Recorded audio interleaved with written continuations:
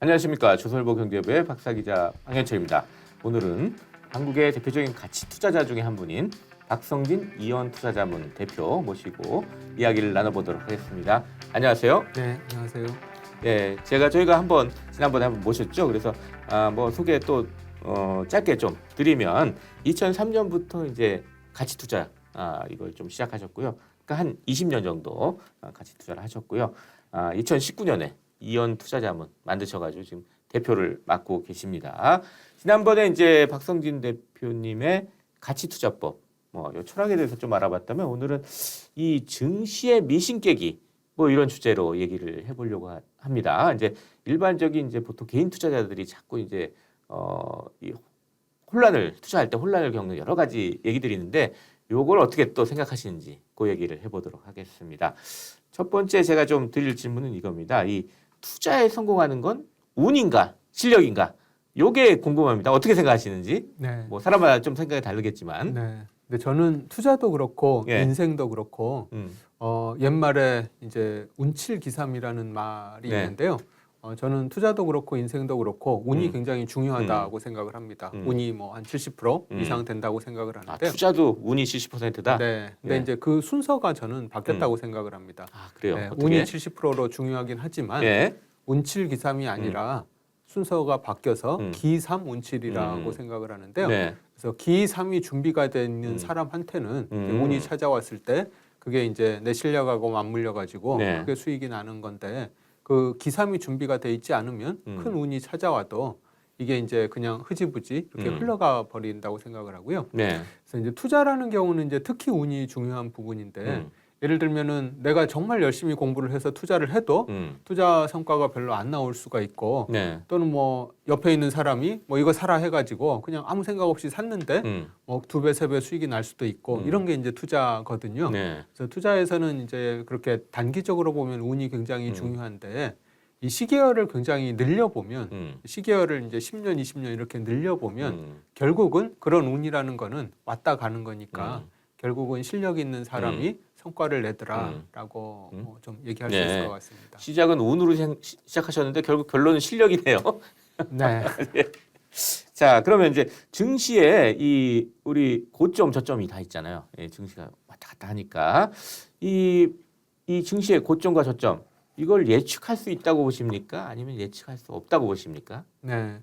아까 이제 그 주식이나 세상사가 네. 마찬가지로 운칠기삼이라고 했는데요. 저는 이제 주식 시장이라는 것도 결국 세상사 중에 하나인 거라서 네. 주식이라는 것도 이제 결국 수많은 사람들이 서로 사고 팔면서 주가라는 게 형성이 되는 건데요. 이렇게 수많은 사람들이 서로 상호작용하면서 어떤 일이 진행이 되는 세상을 복잡계라고 합니다. 근데 이런 복잡계에서는 앞으로 어떤 일이 일어날지 예상하는 게 저는 불가능에 가깝다고 생각합니다. 예측 불가능이다. 네. 예. 예를 들면 지금 이제 러시아하고 우크라이나 전쟁이 벌어지고 있는데 그렇죠. 그 러시아나 우크라이나 전쟁 벌어지던 아주 초창기에 이렇게까지 오래 전쟁이 이어질 거라고 혹시 박사님은 생각해 보셨습니까? 아예 안 일어난다는 전망까지 또 있었죠. 네. 그때 2월 초에. 맞습니다. 네. 네. 그리고 그 러시아가 패배할 수도 있다는 생각을 그 당시에 한 사람이 있었을까요? 저는 거의 없었을 거라고 생각을 하는데요. 예. 이런 것처럼 세상 일이라는 건 한 치 앞도 알 수 없다는 게 제 생각이라서 주식시장도 똑같다고 생각을 합니다. 주식시장도 사실은 그 작년까지만 해도 이제 그 금리 인상이라든지 네. 이런 게 우려가 됐었는데 갑자기 러시아 우크라이나 사태가 터지면서 이제 곡물이라든지 이런 인플레이션이 더 크게 증폭이 됐잖아요. 네. 그거에 의해서 또 시장이 영향을 받고 이러는 거라서 세상 일은 알 수가 없고 주식시장 역시 세상 일이라서 고점하고 저점을 예측하는 거는 불가능하다고 생각을 합니다. 그럼에도 불구하고 시장에서 보면 모멘텀 투자가 사라지지 않아요. 그러니까 고점 저점이 예측할 수 있다. 나는 증시의 방향을 예측할 수 있다. 그렇기 때문에 모멘텀 투자를 해야 된다. 네. 이런 게 사라지지 않고 또 그렇게 해서 성공 스토리도 사라지지 않습니다. 네. 이 모멘텀 투자에 대해서는 어떻게 생각하세요? 네. 이제 저는 오늘 가치 투자에 대해서 얘기를 하고 있는데 제가 20년 투자를 해본 결과 저한테는 이제 가치 투자가 맞아서 저는 투자를 하고 있고 또 제 주위에 있는 수많은 지인들 같은 경우에도 가치 투자를 해서 이제 크게 수익을 낸 분들이 많이 있어서 저는 가치 투자를 이렇게 전파를 하고 다니는데 사실 세상에서 돈을 버는 방법이 음. 가치 투자가 유일하다고는 생각하지 않습니다. 예. 또 이제 사람들마다 다 기질이 틀리고 성향이 틀리고 지금 가지고 있는 자산 규모가 틀리고 해서 이제 모든 사람들이 다 똑같은 방식으로 가치 투자를 해야 된다고는 저도 생각하지 않고 있고요. 저 자신도 주위에 보면 예를 들면 데이 트레이딩을 해가지고도 네. 뭐 수년 동안 네. 계속해서 수익을 올리는 네. 분들이 얼마든지 벌 수가 있어요. 있거든요. 뭐 주 단위로 하시는 분들도 있어요. 네, 제가 맞습니다. 보면. 예. 네. 그래서 이제 그분들 나름대로 뭔가 음. 이제 노하우나 뭐 이런 걸 가지고 그런 투자를 하셔서 음. 그렇게 성공을 하셨을 텐데 네. 그래서 이제 저는 이제 제 개인적으로는 그런 방식이 저한테 맞지가 않고 또 그 방식이 어떻게 효과가 내는지를 제가 이해할 수 없어서 저는 이제 가치 투자를 하는 거고요. 네. 이제 물론 그렇게 모멘텀 투자나 데이 음. 트레이딩을 해서 돈을 버는 분들이 얼마든지 있을 수도 있고 하다는 거는 저도 인정을 하고 그거는 있습니다. 인정을 해야 된다. 고점 저점은 예측할 수 없다고 하셨지만 투자 그 매크로 상황 투자할 때 매크로 상황 즉 거시 경제 상황은 어느 정도 좀 보면서 투자를 해야 되는 거 아닌가요? 그러면 좀 뭐 투자 결정할 때 도움이 될 것 같은데 네. 요건 어떻게 생각하십니까? 그거 역시 이제 저는 아까 이제 모멘텀 투자가 맞냐 틀리냐 하고 마찬가지 문제처럼 네. 거시 경제를 보는 게 뭐 좋으냐 틀리냐 얘기는 이제 사람마다 좀 많이 다를 것 같은데요. 네. 저 개인적으로는 거시 경제를 보는 거는 거의 의미가 없다고 생각을 하고 있습니다. 아까 잠깐 언급했던 그 피터 린치 얘기를 드리면 네. 피터 린치가 자주 얘기하는 게 만약에 당신이 1년에 13분을 거시 경제를 전망하는 데 쓰면 10분은 버리는 시간이다라고까지 얘기를 했거든요. 예. 그러니까 뭐 거의 신경 쓰지 예. 말라는 얘기인데 저 자신도 지금까지의 경험을 종합을 해보면 사실 거시 경제를 신경을 쓰면 오히려 투자에 좀 방해가 되는 경우가 네. 많았지 그게 투자에 도움이 됐던 경우는 별로 없었던 것 같습니다. 예를 들면 아까 우크라이나 사태를 네. 예상했던 것처럼 그 전쟁이 이렇게 오래 갈지도 몰랐고 설사 그 러시아가 패배할 가능성이 있으리라고는 아마 사람들이 아무도 생각을 못했던 것처럼 거시 경제 역시 사실은 예측이 불가능하다고 생각을 하고요. 설사 맞게 예측을 했다 하더라도 그게 투자에 도움이 될 것인가는 또 다른 문제라고 생각을 합니다. 예를 들면 제가 아는 어떤 지인이 네. 2000년 그 1월, 2월 이 무렵에 코로나가 굉장히 심각해질 거다. 1, 2년 이상 굉장히 심각하게 지속될 거라고 올바르게 예측을 해서 그건 맞는 예측이네요. 네, 주식을 다 팔아버렸습니다. 예. 그래서 근데 이제 저는 주식을 안 팔고 들고 네. 있었는데 그분은 여전히 지금 수익이 제로 상태인 거고요. 그래서 이제 올바른 예측이 투자 수익으로 연결될 네. 거는 그런 것도 아니네요. 네, 또 예. 다른 얘기라고 할 수 있습니다. 그렇다면 역시 기업에 좀 집중을 해야 된다. 네. 그런 말씀을 네. 하시는 거죠. 네, 그러니까 맞습니다. 예. 그래도 일반 투자자들이 이제 경제 성장률이 좀 좋으면 주가도 올라가고 이럴 것이라고 생각하는데 그렇지 않은가요? 그러면? 이제 그것도 이제 많은 분들이 일반적으로 좀 생각하시는 것 중에 하나인데요. 네. 근데 이제 예를 들면은 과거 한 20년 동안 경제 성장률이 가장 높았던 국가가 어디냐 하면 중국일 중국이죠. 겁니다. 예. 근데 이제 제가 오늘 그 나오기 전에 중국 상해 지수를 살펴봤는데 네. 상해 지수가 20년 전에 2,000이었는데 지금 3,000입니다. 20년 전하고 지금하고 50% 차이밖에 안 나는 거죠. 대신 미국을 보면 예. 미국은 지금 어마어마하게 올라 있거든요. 그렇죠. 네, 그래서 이제 주식 시장이라는 거는 한 나라의 경제력을 측정하는 그런 시장이 아닙니다. 주식 시장은 수많은 기업들이 상장돼 있고 네. 그 기업이 얼마나 돈을 버느냐를 측정하는 시장이지. 물론 이제 그 기업이라는 것도 한 나라의 경제 안에서 이 기업 활동을 하는 거라서 한 나라의 경제랑 기업의 실적이 완전히 다를 수는 없겠지만 그게 똑같은 건 아니라는 거죠. 네. 그래서 주식 시장은 한 나라 경제의 GDP를 측정하는 게 아니라 기업의 이익을 측정하는 거고 기업의 이익이 소비자 그 주주들한테 얼마나 잘 분배될 것인가를 측정하는 게 주식 시장이다. 그런 측면에서 보면 돈을 잘 버느냐 안 버느냐 하는 게 중요하지 경제가 지금 어떻게 되느냐는 크게 중요하지 않다고 생각을 합니다. 돈 버는 기업을 찾아야 된다. 네. 결국 주식시장에서 좀 성과를 올리려면 네. 그렇게 좀 생각을 하고 계시는군요. 근데 이제 이 상승장 지금은 상승장이 아니지만 2020년 이제 코로나 직후에 뭐 하락장이 올 거라고 생각했지만 그렇지 않고 엄청난 상승장이 왔어요. 그때를 좀 생각해 보면 그때 모든 주식이 다 올랐는데 그런 때도 내 주식만 안 오른다는 분들이 있어요. 이거 왜 그런가요? 이제 그게 한 두 가지 방향으로 좀 그 측면으로 한번 살펴볼 수 있을 것 같은데요. 예. 이제 운전하다 보면 항상 옆 차선이 항상 빨리 가는 건 항상 맞아요. 빠른 것처럼 예. 보입니다. 그래서 이제 이 주식 투자도 이제 그런 느낌이 좀 있을 수 있을 것 같고요. 그래서 주식 투자라는 거는 내가 항상 다른 사람하고 똑같이 또는 다른 사람보다 더 빨리 이렇게 수익을 내는 수 있는 그런 시장이 아닙니다. 그래서 내 차례가 왔을 때 확실하게 수익을 내는 게 주식시장에서 돈을 버는 거지. 예. 항상 남들하고 똑같이 보조를 맞춰서 그 수익을 내는 시장은 아니다. 그래서 내 차례를 기다렸다가 확실하게 내 차례가 왔을 때 수익을 내는 게 중요하다고 말씀드릴 수 있을 것 같고요. 예. 근데 이제 내 차례가 왔을 때 확실하게 수익을 낼 수 있느냐 없느냐 하는 거는 지금 내가 어떤 주식을 들고 있는가, 그러니까 이제 내가 올바른 주식을 들고 있는가가 이제 중요해지는 건데요. 예. 내가 충분하게 공부를 해서 이 기업이 앞으로도 충분히 돈을 벌 가능성이 꽤 높고 이 기업이 벌어들일 돈에 비해서 지금 충분히 싸다는 게 맞다면 이제 기다려야 되는데 내가 잘못 생각했다면 그런 공부를 하지 않고 그냥 뭐 주변 얘기 듣고 샀다. 그렇게 생각한다면 사실은 이제 그 투자 자체가 틀린 거라서 그런 경우는 사실 뭐 본인 수익이 떨어지는 게 당연하다고 볼 수 있을 것 같습니다. 또 뭐 지금은 뭐 하락장이라서 공모주 쪽에 이제 약간 찬바람이 불고 있긴 한데 상승장만 되면 이제 공모주에 이제 투자자들이 막 몰리잖아요. 이 공모주 투자 이건 어떻게 좀 보세요?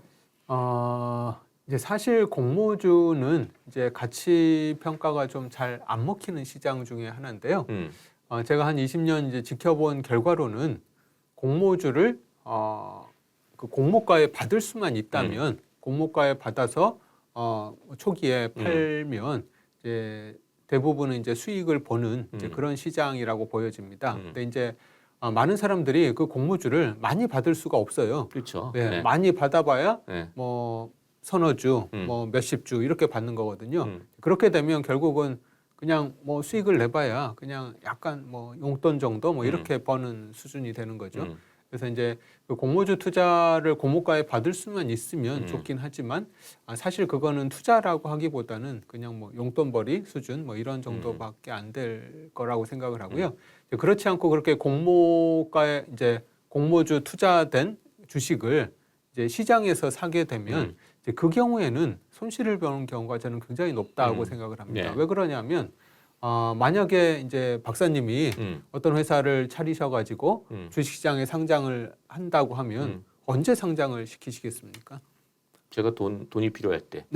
네, 돈이 필요할 때 네. 상장을 시키실 거고 예. 또 이제 그 기업을 가장 높은 가격에 팔 수 있을 때 상장을 시키시겠죠. 근데 이제 다른 기업도 다 마찬가지거든요. 내 기업을 가장 높은 가격에 팔 수 있을 때 상장을 하지 내 기업을 헐값에 상장하는 경우는 정말 돈이 급하게 필요하지 않는다고 하면 그런 경우는 거의 없을 거거든요. 네. 그래서 이제 그 공모주를 주식시장에 사는 거는 굉장히 그 비싼 가격에 사게 네. 될 가능성이 높다고 말씀드릴 수 있을 것 같습니다. 그럼 박 대표는 이제 공모주 투자는 거의 관심이 없으시겠네요, 그러니까. 예. 네, 저는 하여튼 제가 밸류에이션을 해보면 그렇게 공모주가 상장되는 경우에는 이렇게 가격이 그렇게 싸지 않는 경우가 많은 것 같습니다. 예.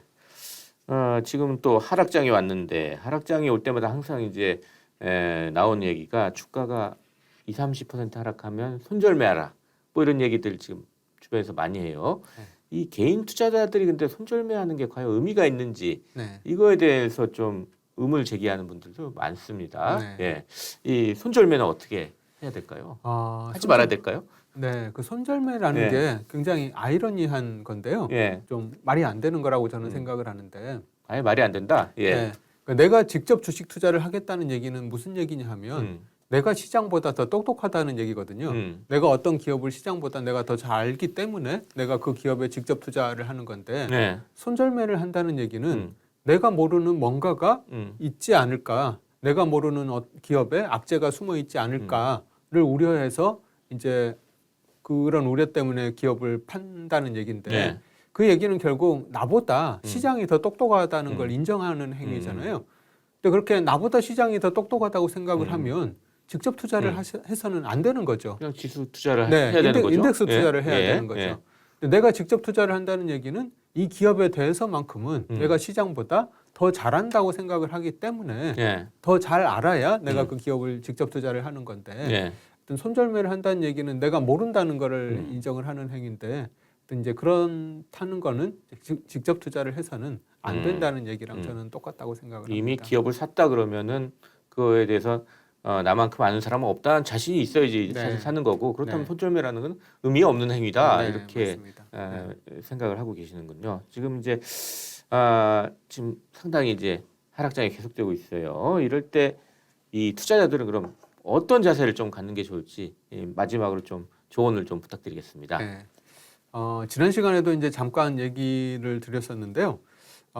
이제 가치 투자의 대가라고 하는 워런 버핏이라든지 피터 네. 린치가 이제 한 얘기 중에 하나가 이제 워런 버핏이 보유한 주식이 50% 급락하는 것을 견뎌낼 자신이 없는 사람은 주식 투자를 하면 안 된다 이렇게 조언을 했고요.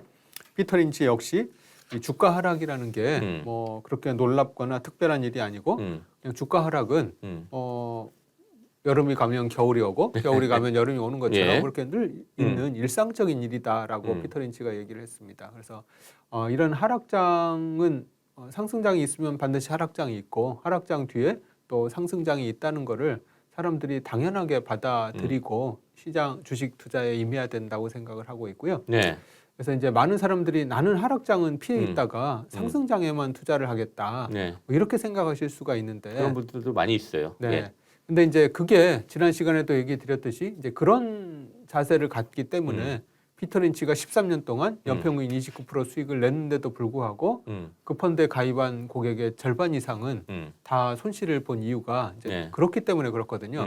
다 많은 사람들이 다들 이제 상승장이다라고 판단하게 되는 경우는 네. 주위에 이제 주식 투자를 돈을 버는 사람들이 많이 생겨나고 또 경기가 활발하게 돌아가고 이런 시기에 그렇게 판단을 하게 될 텐데 그런 시기는 이미 주가가 이미 올라 있는 상태죠. 한참 올라 있는 예. 시기일 가능성이 꽤 높다. 그래서 이제 그런 거보다는 하락장을 이제 좋은 주식을 싸게 살 기회로 즐거운 마음으로 받아들이는 자세로 예. 투자에 임해야 된다고 생각을 하고 있습니다. 예, 좋은 말씀 감사합니다. 자, 오늘은 한국의 대표적인 가치 투자자인 박성진 이현투자자문 대표랑 같이 얘기를 나눠봤습니다. 마지막으로 저희 시청자, 구독자 여러분께 짧게 마무리 인사 좀 부탁드리겠습니다. 네. 하여튼 지금 하락장이 계속 이어지고 있는데 이 하락장이 뭐 언제 끝날지는 사실 아무도 알 수 없다고 생각을 합니다. 뭐 올 하반기가 될지 내년이 될지 아니면 내후년이 될지 뭐 아무도 알 수 없다고 생각을 하는데요. 근데 이제 제가 확신할 수 있는 거는 기업들의 주가가 계속 빠지면서 싼 기업들이 굉장히 많아지고 있다는 거는 제가 확신히 말씀을 드릴 수 있을 것 같고요. 또 이제 그렇게 싼 기업을 사서 기다리게 되면 언제가 될지는 알 수 없지만 반드시 수익이 난다는 것만은 말씀을 드릴 수가 있을 것 같습니다. 그래서 이런 시장에 휘둘리지 마시고 본인이 투자하고 있는 기업이 정말 미래에도 돈을 잘 벌 것인지 아닌지 그거에 비해서 지금 충분히 싼지 아닌지에 좀 더 집중하시는 게 이렇게 어려운 하락장을 견디는 방법이 아닌가 생각합니다. 네, 감사합니다. 지금까지 박성진 이현투자자문 대표 그리고 저는 조설보 경제부의 박사이자 강현철이었습니다. 그럼 다음 시간에 또 뵙도록 하겠습니다. 감사합니다. 네, 감사합니다.